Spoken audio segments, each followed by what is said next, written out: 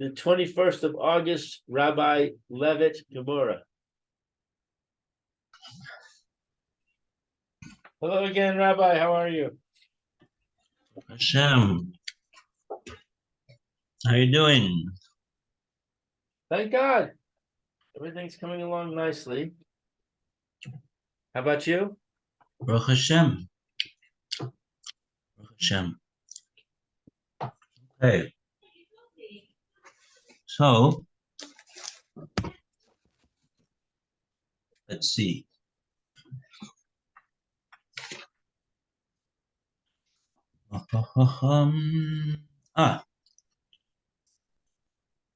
Yeah, what's this Gemora doing over here?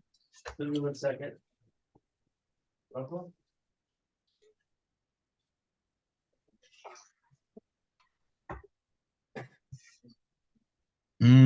Oh yeah. We had a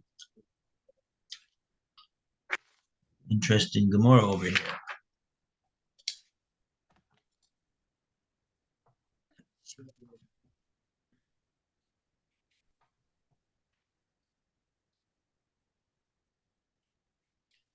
Sorry about that.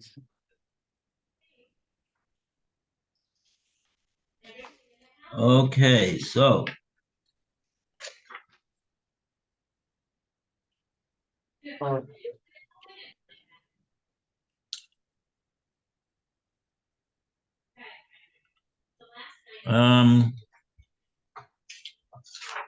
let's go back to Rav Ashi Omar. We did this yesterday. Let's see. Ravashi. Let's see it again. Rav Ashi is right in the middle of the line. The first word of the line is Yanai. This is Gemara after the Mishnah? This is after the Mishnah, yeah. It's 1, 2, 3, 4, 5, 6, 7, 8. 7 lines up from the bottom. From the bottom of the page? Yeah. Ravashi Amar. B'moches Kinani. Right. Okay, got it.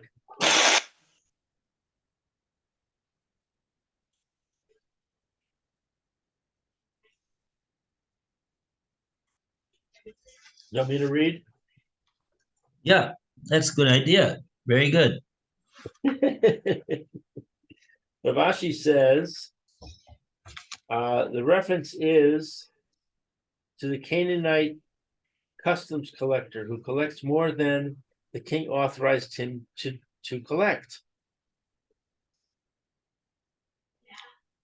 Okay, so we're discussing this situation where we said that you cannot make change with the money in the collection bucket of the tax collector.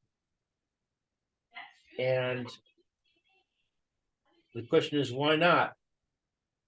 And one postulation was that it's stolen. And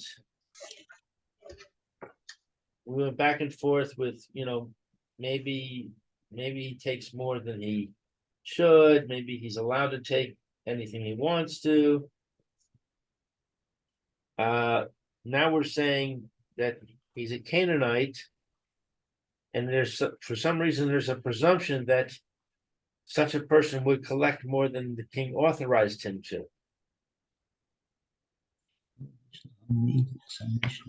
Now, which mission is this talking about? Now, my footnote says Canaanite tax collectors would typically assess higher fees than those stipulated by the king. According to Rambam, any tax collector who exceeds his mandate has broken his agreement with the king and hence loses his right under the principle, the law of the kingdom is the law, to collect even the authorized amount. One is not required to pay him anything, and all money he collects is stolen. The same applies in the case of a Jewish tax collector who is suspected of exceeding the limit. In fact, the rabbis determined that in a later period, every Jewish tax collector is assumed to be guilty of this crime unless proven otherwise. Rav Ashi, however, specifies a Canaanite because he is explaining our Mishnah and the Mishnayos in the Darim and Kalayim, which were recorded before the rabbis made this determination.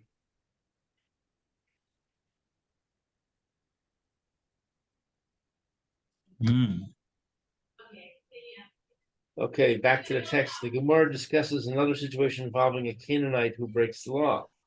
He was taught in Desanya was taught in a Brisa. Yisrael the Kanaani Anas Sheba'u Ladin.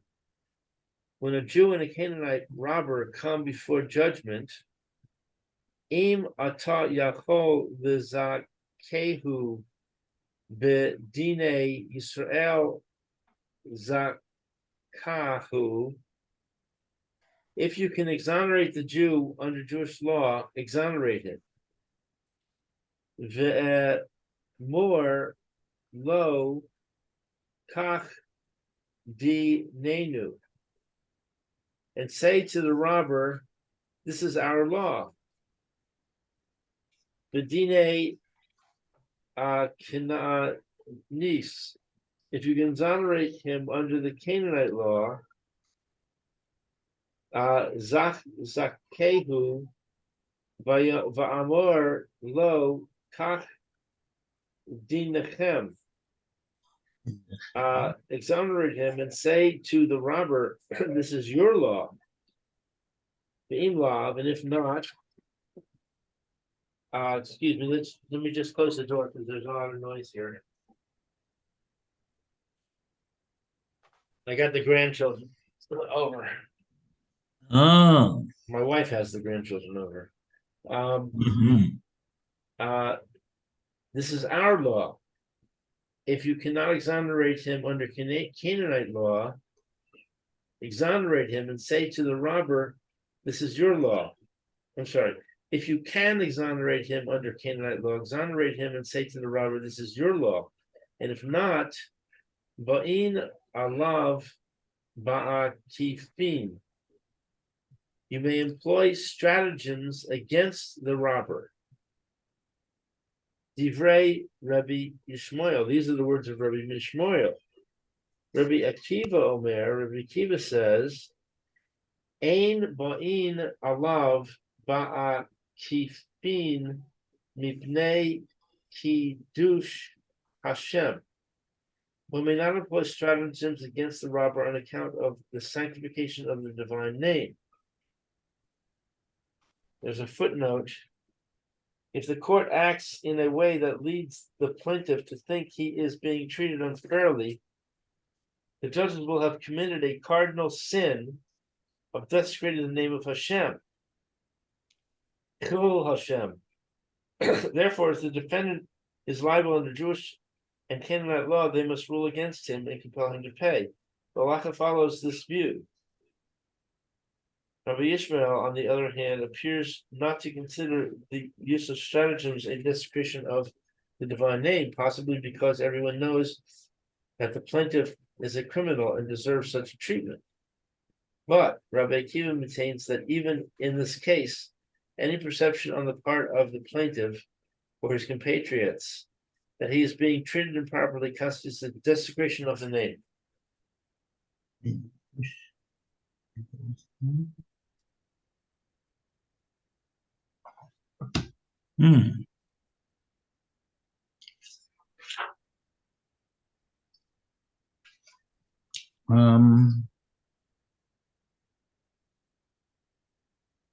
What I'm trying to do is figure out what this brisa has to do with Rav Ashi's answer of Muchas Kanani, talking about a tax collector, Kanani.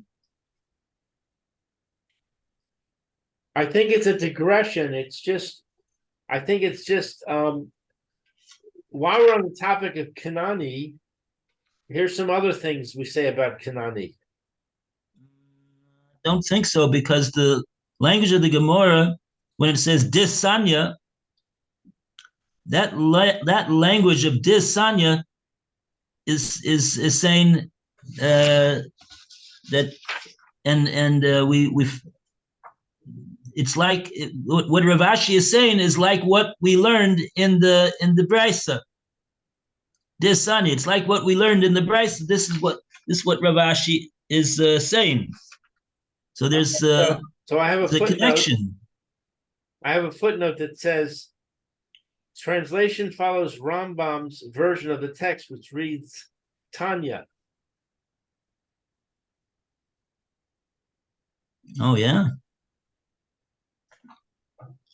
Yeah, and then there's a reference to Rashi on 113b, Hebrew Maskil Bahapikuts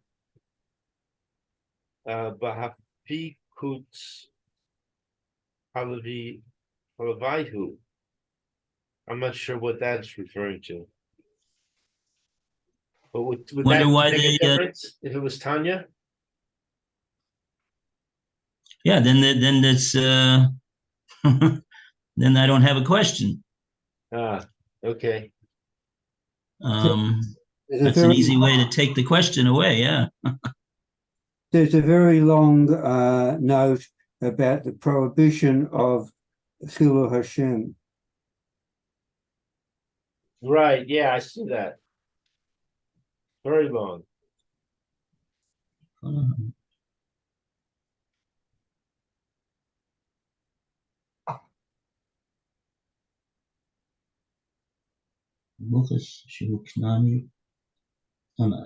Well, I'm basing my comment on what the English says.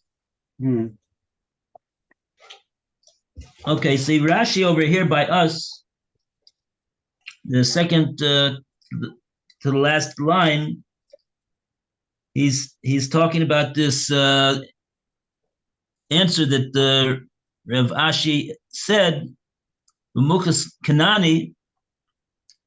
Rashi says, now, by the way, it's also, you need to really put together over here, what is the, you have to understand something over here. The Gemora so far has brought three different Mishnayos. Three different Mishnayos to explain what the answers of Rav Chanina Bar Kahana and the Bei Rav Yanai, which were saying that the tax collector is appointed himself, or he's collecting whatever he wants, not according to the dictates of the Melech. And we originally said that's talking that was the answer to the Gemora's question on our Mishnah of the tax box. What's the problem with taking change from the tax box? Because Malchus Adin, he's allowed to collect taxes. So, like so the first answer, those pairs of answers that there's something wrong with the tax collector is explaining the first Mishnah, meaning our Mishnah over here in Bava Kama about the tax box, not taking change from it, and then the Gemara brought another answer based upon the case of what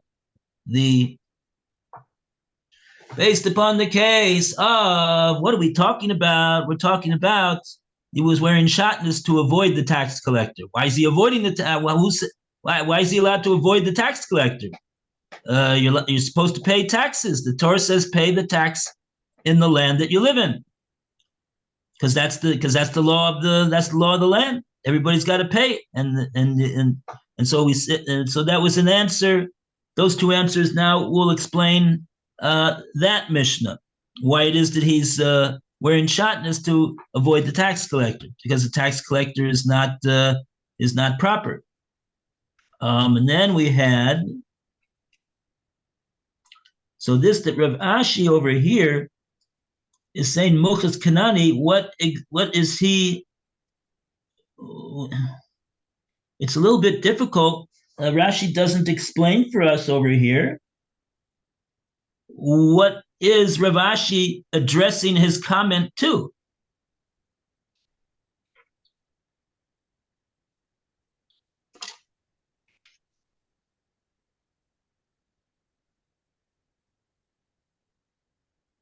What about the idea that I raised before, but I can't see anything here that supports that the Canaanite customs collector wants to use the stolen money to tax for Avodah Zarah?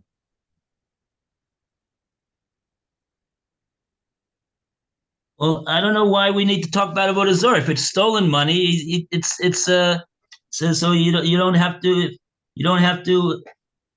For,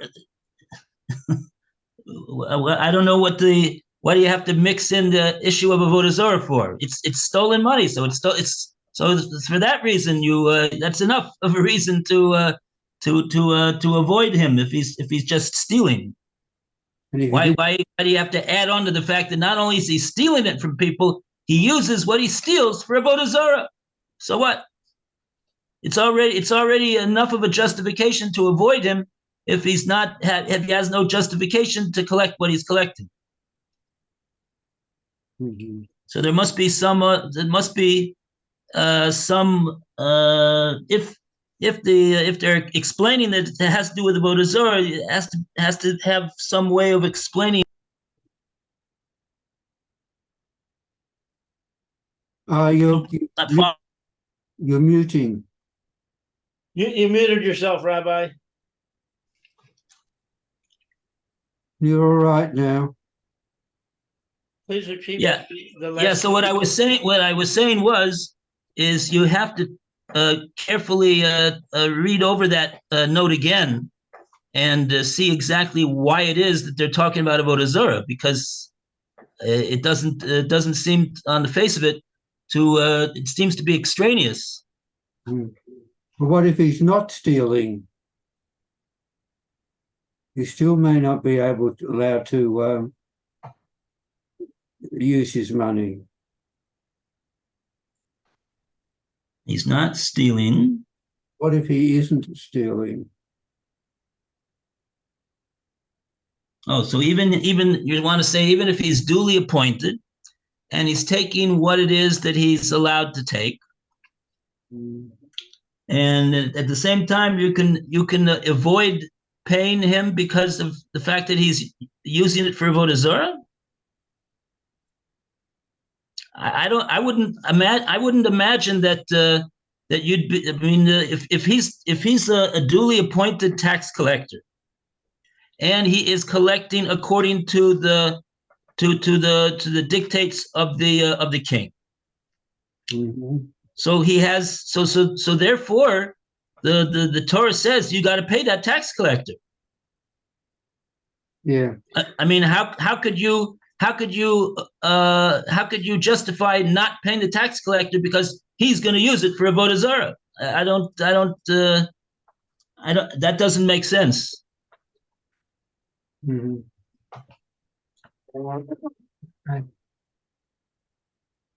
You can't justify violating the halacha in order to prevent the goy from.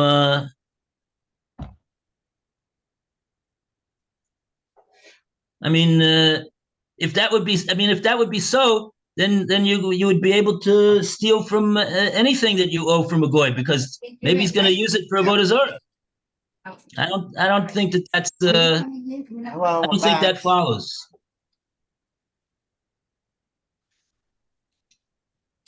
Okay, thank you. Okay. Hi, Alan. Welcome. Yes. Good. We're glad you're able to get back so fast. It's around the corner, down the block. It's right here. I mean, Good. I guess you didn't have a long wait. no.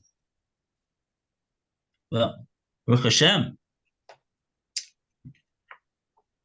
I met Okay. my new primary care doctor today. Oh, okay. Good. So it should be a very good relationship. Thank you.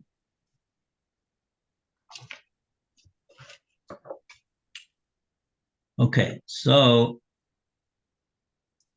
we'll leave that on the side over here. Just a bit of difficulty though. What he is addressing his comment to, I don't know.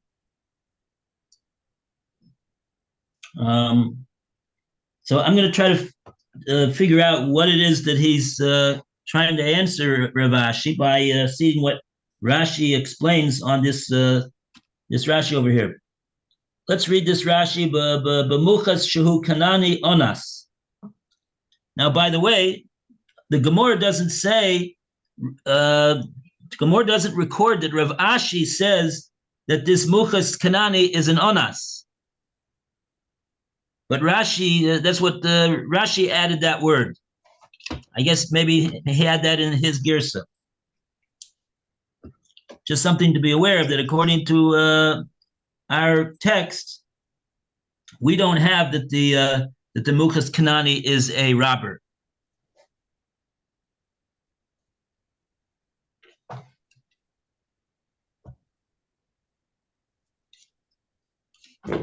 Okay. So I'll just read it over. Muchas shehu Kanani onas, says Rashi, ve'ein lachush in gozlo heichad aleka chilul Hashem. She'ein mevin shezeh mechazev.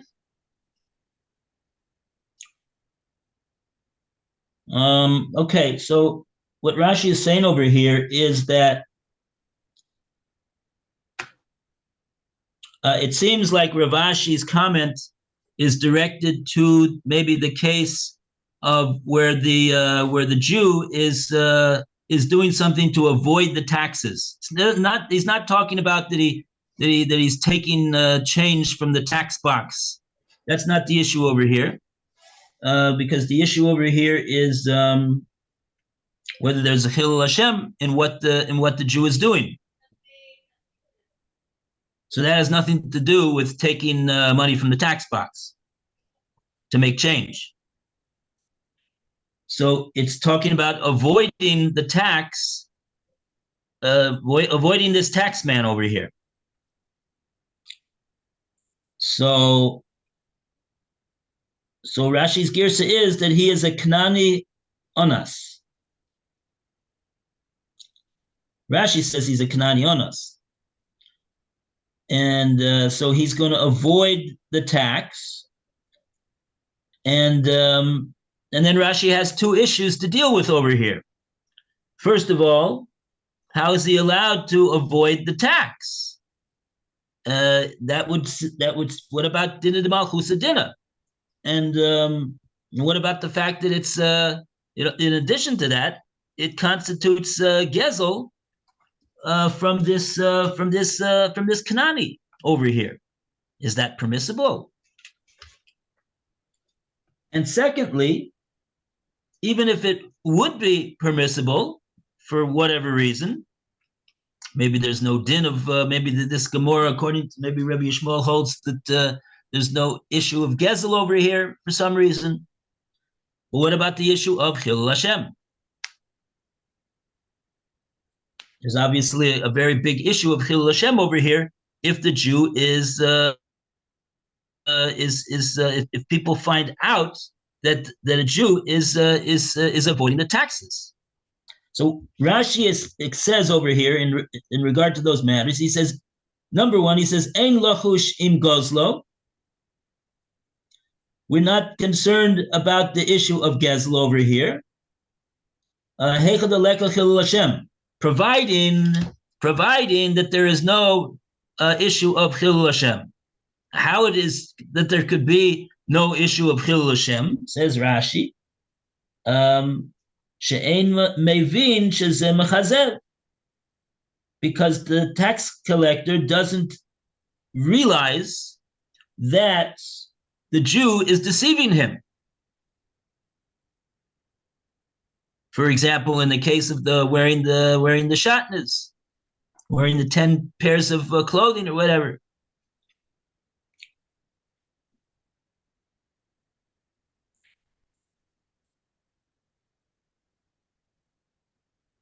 Okay. Oh, so all right, and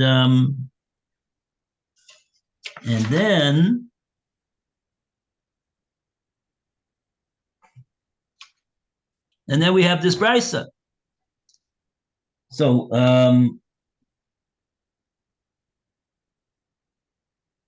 what's the brisa? The brisa is saying that the Yisrael v'Kanani onas shabo ledin. So there's a din Torah between the Yisrael and a Kanani onas. Now, just for your information, do you have the word anas over here in the Gemora?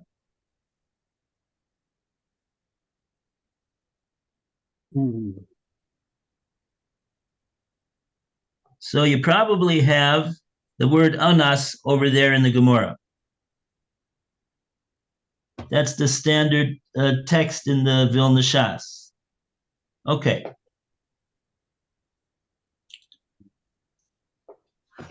Okay, so fine. So we'll go with that.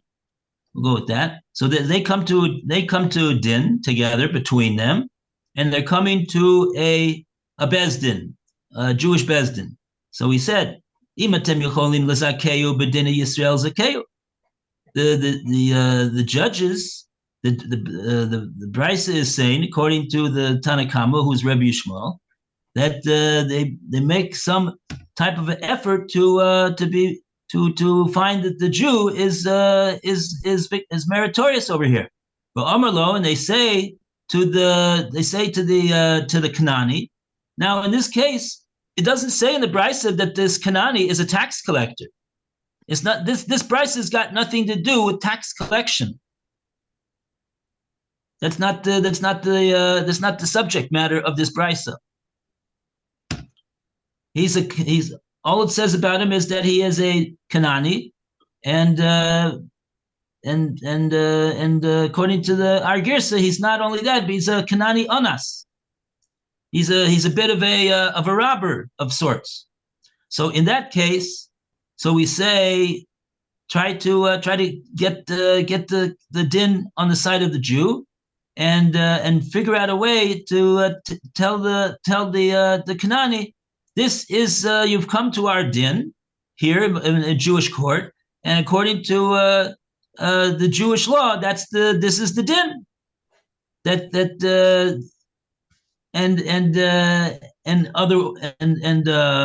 and if it's possible to rule in favor of the Jew according to the Canaanite law, so then by all means do that as well. Do that and say to the non-Jew, kach din chem. This will be the law according to your law. And if it's not possible to do either one of those, in other words, to find merit in the case of the Jew against the non-Jew, if you can't do that, boinalo bakifin, you can do some type of something or other to figure out a way in order to that the Jew is going to win the case. Divrei Rabbi Yishmael. And Rabbi Kiva says on that, no, you can't do that. Ein boin alov bakifin. You got to go according to the law. You got to according to, if you could go according to the Jewish law. You could go according to the non-Jewish law. But to find him, the Jew in favor. But it's got to be according to the law. You can't. And the implication of boin alov bakifin is he's not really going 100% according to the law. he's doing some type of a trickery. And Rabbi Akiva says you're not allowed to do that. Mipnei Kiddush Hashem. Okay, so the question, of course, you're wondering probably is, why does Rabbi Yishmael say that you could do it if it's a problem of Kiddush Hashem? Maybe even more than that. We could ask another question. Why does Rabbi Akiva say Kiddush Hashem? Shouldn't he say Chilul Hashem? You can't do that because of the fact that it's a Chilul Hashem. Why is Rabbi Akiva himself saying that you can't do these deceptions because of Kiddush Hashem? Isn't the reason that you can't do it because it's a Chilul Hashem to do these deceptions in order to make the Jew meritorious over the non-Jew? Why is the Gemara mentioning the matter of Kiddush Hashem? And with that,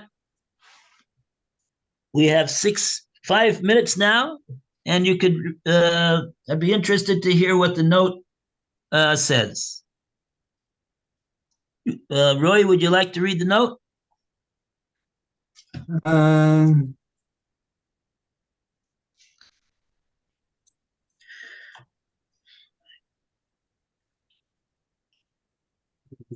Oh, okay. There's so many notes here.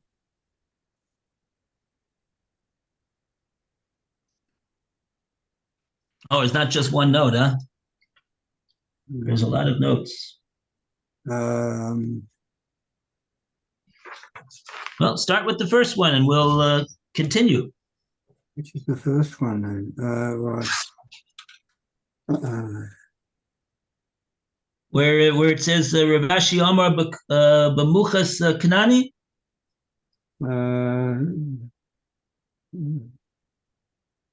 The version on oops. The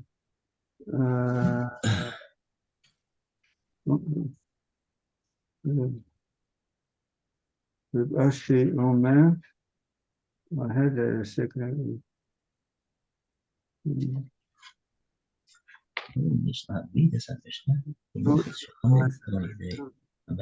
המלך שיש לו קצבה, מכל מקום מותר להבריח ממנו המכס משום שמדובר במוחץ כנעני שקונה המלך כדיס המכס ולא מוחץ ישראל. The same right, the translation from the version. A Canaanite who is known to be a robber sues a Jew in a Jewish court. 51. Barisa speaks of a Canaanite who is known to be a robber, and the court has reason to believe he'll be subsequently steal from the defendant. Under these circumstances, Rabbi Yishmael rules that despite the defendant's ability, the court may take measures to save him from paying. Is this what you want? I was looking for a comment note before that on the statement of Rav Ashi. All right.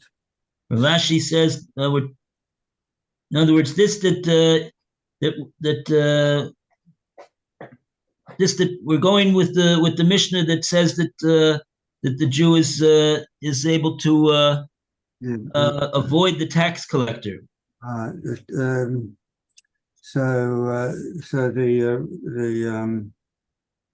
the Gemara is the reference is to a Canaanite customs collector who collects more than the king authorized him to. The Canaanite tax collectors would typically assess higher fees than those stipulated by the king.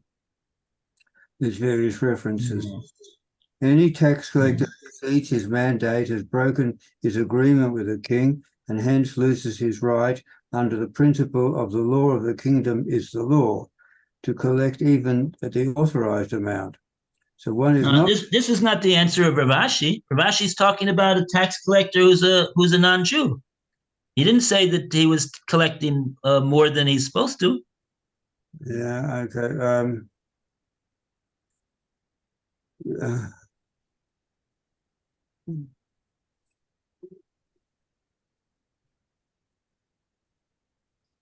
Maybe they don't make a comment on that on Ravashi. I read it before. Um,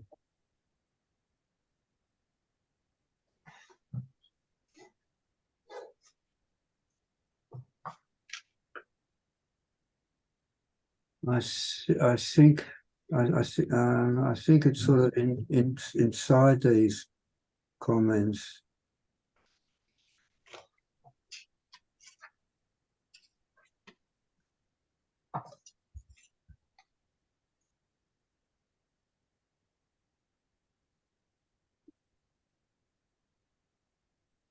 Um,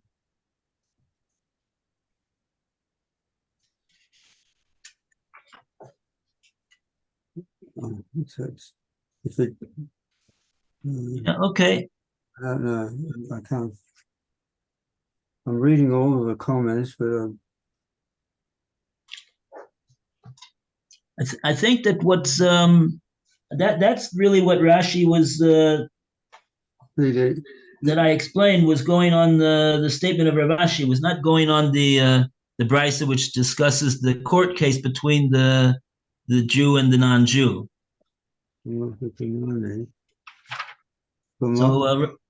I don't know. Anyway, I might be saved by the bell. I'm not too sure.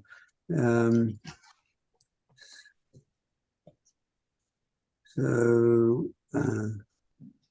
what well, Rashi seems to imply is that there's no issue of Gezel over here, and the only issue would be issue of Chilul Hashem, and Ravashi's saying must be saying that it'll be permissible to avoid the tax, even though that would be Gezel, but as long as the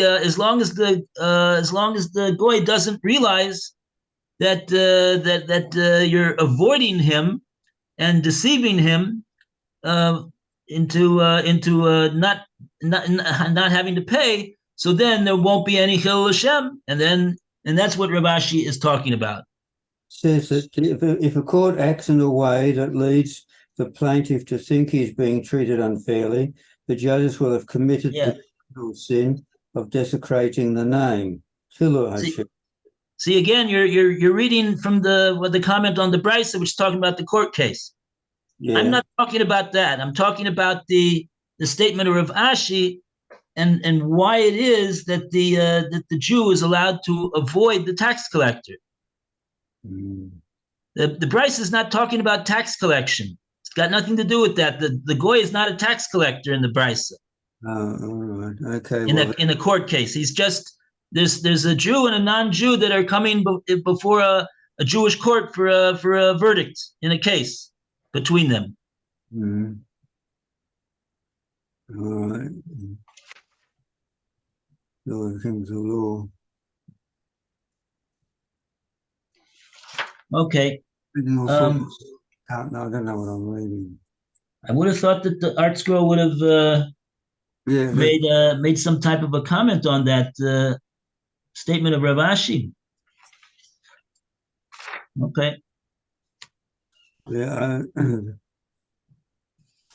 This is Rav Ashi Omer B'mochas Kanani. Right.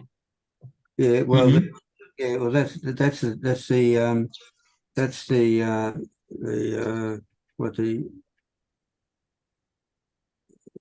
a sentence there, and there is a note, but you said that wasn't the one that you wanted.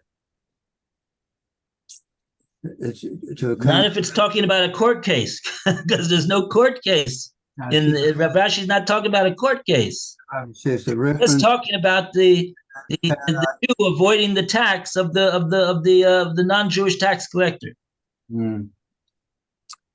Well, it says here that the Rav Ashi says the reference is to a Canaanite customs collector who collects more than the king authorized him to. More than the king authorized him to? Yes, that's the reference. Right, Rashi doesn't say that. The Gemora discusses another situation who breaks the law, but he says at 48, It's difficult to hear. I don't hear that. tax collector who exceeds the mandate. Doesn't say anywhere here that this non-Jewish tax collector is collecting more than he's supposed to collect. The same applies to a case of a Jewish tax collector who is suspected of exceeding the limit. Meiri. In fact, the rabbi commented in a later period that every Jewish tax collector is assumed to be guilty of this crime unless proven otherwise. Rav Ashi, however, specifies a Canaanite because he explaining our Mishnah and the Mishnayos in Adarim and Kalayim, which were recorded before the rabbis made a determination.